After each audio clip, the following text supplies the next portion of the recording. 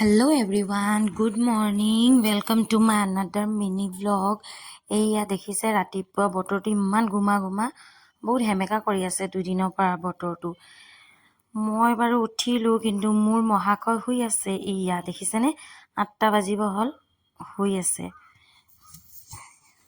তাৰ পিছতে চাহ বনালো, চাহ বনাই মেলি এয়া হাউবাৰী দুজনীয়ে বহি খাই লওঁ বুলি। পোৱালিটো দেখিছেনে ইমানে টান ঠেকুৱাখিনি, সি চুবাবই নোৱাৰে, লাষ্টত একেবাৰে গেলি দিয়ে। পিছত শাহুমাই আৰু মুখত আঙুলি ভৰাই উলিয়াব লাগে। এই পোৱালিটো আমাৰ পুতলা হয়, টাইম পাছ। দেখিছে কেনে কৰিছে। লগতে এয়া ঘৰ সাৰি ল'লোঁ। ঘৰ সাৰিলে মানে চুলি আৰু ধূলি দুইটাই ওলাবই, মানে এই দুটা নোলোৱাকৈ নহয়। এয়া উঠিলে মহাশয় উঠিয়ে টিভি চাব লাগে। এয়া টিভি চাই আছে, লগতে মোবাইলটো দেখি হাই গাইজ ক'ব। এয়া দেখিছে নহয়। এয়া ৰুমটো মই চিজিল কৰি ল'লোঁ।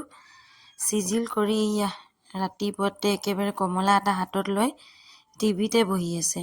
ৰুম মোৰ হৈ গ'ল। তাৰপিছতে আহিলোঁ দুপৰীয়া বনাবলৈ। এয়া পাতি দিলোঁ ভাত, আৰু লগতে এয়া দাইলো ধুই কেনে পাতি দিম। আৰু কেইটামান বজাৰ আনিছিলে, এয়া গাখীৰ, চাবোন, মিঠাতেল এইবোৰে সামৰি লওঁ। সামৰি মেলি এয়া মানুহজনে দি পঠালে বি জলকীয়া। কোনে কোনে খাই ভাল পায় বি জলকীয়া? মোকতো ভাল লাগে দেই। আপোনালোকক ভাল লাগে নাই জনাবচোন দেই। এয়া পকা পকা একেবাৰে।